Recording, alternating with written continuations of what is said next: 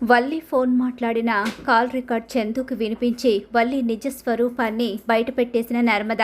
మరి ఇదంతా ఎలా జరగబోతుంది, అసలు ఆ కాల్ రికార్డ్ ఎలా దొరికింది, అసలు నర్మద నిజం ఎలా తెలుసుకుంది అన్నది తెలుసుకోవాలనుకుంటే వీడియోనైతే చివరి వరకు మిస్ కాకుండా చూసేయండి.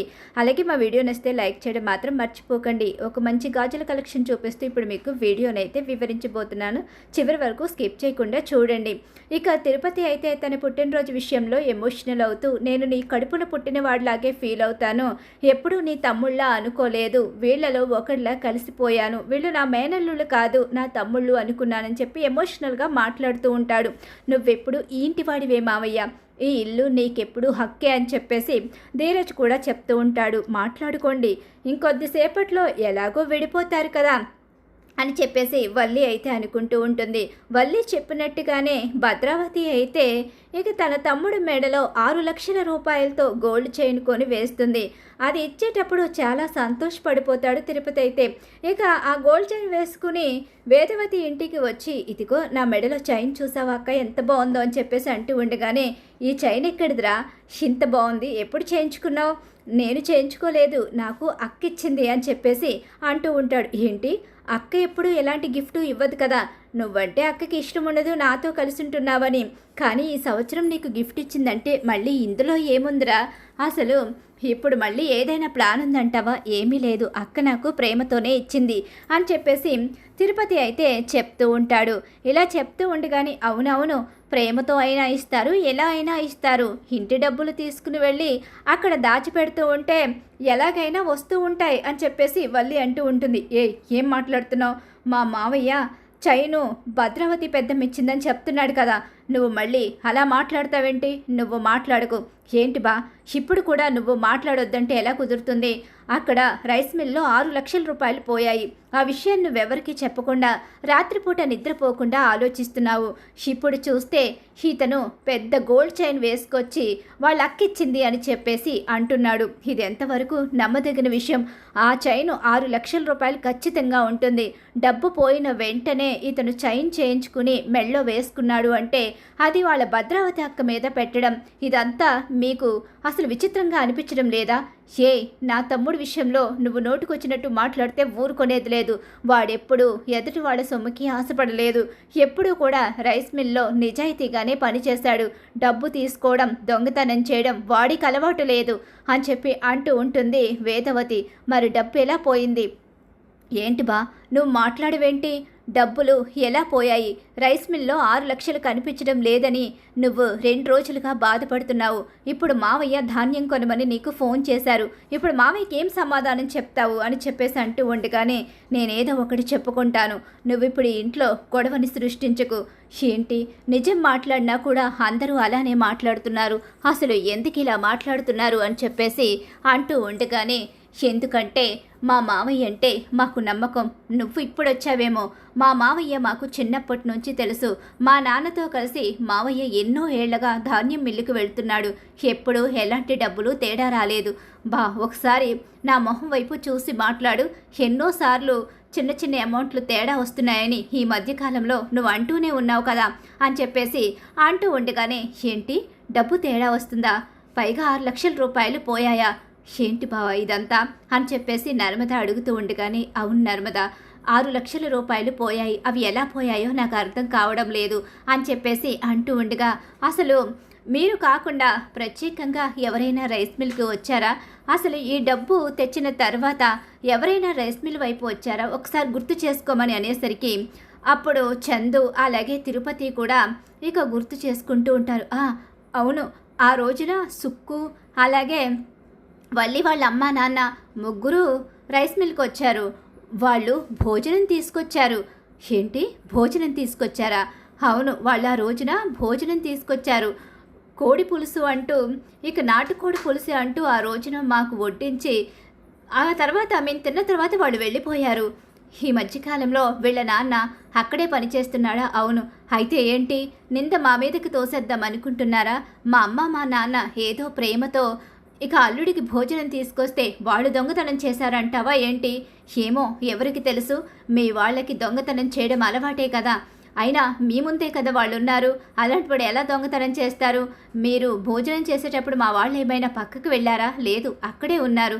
అలాంటప్పుడు వాళ్ళు ఎలా దొంగతనం చేయగలరు అని చెప్పేసి ఇక మాట దాటేస్తుంది. అమ్మో, ఇప్పుడు గట్టిగా వాదిస్తే ఇది నా మెడకే చుట్టుకునేలా ఉంది, మా వాళ్ళు చేసిన దొంగతనం బయటపడిపోయేలా ఉంది అని చెప్పేసి కంగారు పడుతూ ఉంటుంది. ఏంటి వల్లి అక్కాయ్, ఇప్పుడు మాట్లాడి తిరుపతి బాబాయ్ గురించి, బాబాయ్ దొంగతనం చేశాడని ఆ చైను 6 లక్షల రూపాయలు దొంగతనం చేసే చైన్ చేయించుకున్నాడని అంటున్నావు కదా, ఇప్పుడు మాట్లాడవేంటి?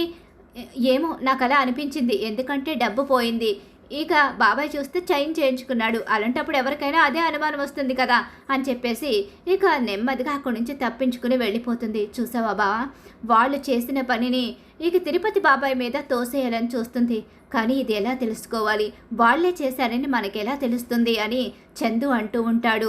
ఇక ఆ రోజు అసలు ఏం జరిగిందో చెప్పమని అనేసరికి మొత్తం జరిగిందంతా కూడా చెప్పడం, అలాగే ఇక తిరుపతి బ్యాగ్ తీసుకువెళ్ళి అక్కడ పెట్టమన్న విషయంతో సహా అన్నీ చెప్తాడు. ఈ మధ్యకాలంలో డబ్బులు ఎప్పుడెప్పుడు పోయాయని అడిగేసరికి ఆనందరావు అక్కడ రైస్ మిల్లో అడుగు పెట్టిన దగ్గర నుంచి డబ్బులు పోతూనే ఉన్నాయన్న విషయం కూడా తెలిసిపోతుంది. అక్కడైతే ఇక నర్మదకు ఇంట్లో వాళ్ళందరికీ కూడా ఇక ఈలోగానే వల్లి పక్కకు వెళ్ళి ఫోన్ మాట్లాడుతూ ఉంటుంది భాగ్యంతో.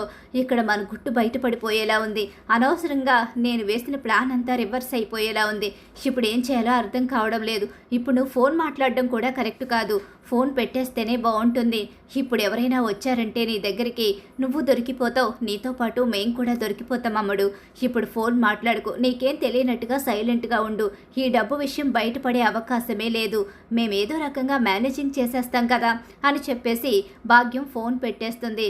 ఈలోగానే ఇక అక్కడి నుంచి అనుమానంగా చూస్తున్న నర్మద అయితే మాత్రం అవును, వల్లి అక్కయ్య ఫోన్లో మాట్లాడుతూనే ఉంటుంది, ఎవరితో మాట్లాడుతుందో ఏంటో ఇదంతా కూడా తెలుసుకుని వాళ్ళు దొంగతనం చేశారో లేదో కనిపెట్టొచ్చు అని చెప్పి అనేసి వల్లి దగ్గరకు వచ్చి ఫోన్ లాక్కుంటుంది.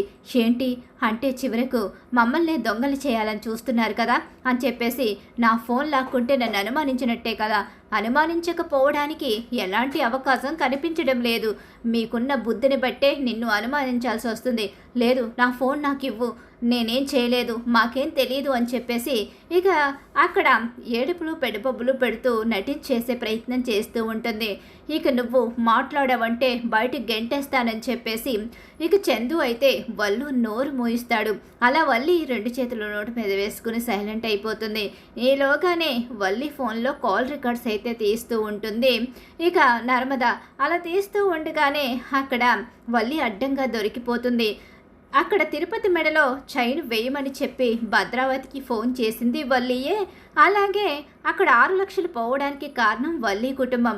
ఆ డబ్బు పోయిన తర్వాత నిందని తిరుపతి మీదకి తోసేసి తిరుపతిని కూడా ఇంట్లోంచి బయటకు గెంటేసి ఈ ఇంట్లో వాళ్లను బాధ పెట్టి తను సంతోషంగా ఉండాలని ప్లాన్ చేసినట్టుగా అందులో కాల్ రికార్డులో పూర్తిగా అర్థమైపోతుంది. ఆ కాల్ రికార్డు మొత్తం కూడా చందు వినేస్తాడు. నేను మారిపోయాను, నా కుటుంబం గురించి ఆలోచిస్తున్నాను, నా మరిది అలాగే తోటికోడల గురించి ఆలోచిస్తున్నాను, వాళ్ళు కలిసి ఉండాలని కోరుకుంటున్నానంటూ దొంగ నటన నటించిన వల్లియే వాళ్ళు ఇడిపోవడానికి కారణం కూడా అన్న విషయం కాల్ రికార్డ్ ద్వారాగా తెలుసుకుని ఒక్కసారే చందు, నర్మద అలాగే మిగిలిన వాళ్ళందరూ కూడా షాక్ అయిపోయి ఉండిపోతారు. ఇంత కథ నడిపిస్తూ ఇక అందరినీ బాధ పెడుతూ ఏమీ తెలియని అమాయకురాల్లా మమ్మల్ని నమ్మించి ఇప్పటికీ ఫోన్ దొరికేసరికి ఫోన్ తీసుకోకుండా నాటకాలేస్తావా? అసలు నిన్ను వదిలిపెట్టకూడదు, నిన్ను వదిలేసి అసలు మేము చాలా పెద్ద తప్పు చేశాము, నేను గురించి మా నాన్నకి చెప్పి నిన్ను బయటకు గెంటేయకుండా ఈ ఇంట్లోకి తీసుకొచ్చి చాలా పెద్ద తప్పు చేశాము, ఇక నిన్ను క్షమించే ప్రసక్తే లేదు, నువ్వు నీ కుటుంబం నీడు కూడా మా ఇంటి మీద పడ్డానికి లేదు, మా ఇంట్లో ఉన్న ప్రశాంతత మంచితనం దూరం అయిపోయి నీ కారణంగా నీతి లేని మనుషుల్లా మేము కూడా బ్రతకాల్సి వస్తుంది, ఇక నువ్వు నా కంటికి కనిపించుకు అంటూ చందు అయితే వల్లికి పెద్ద షాక్ ఇస్తాడు.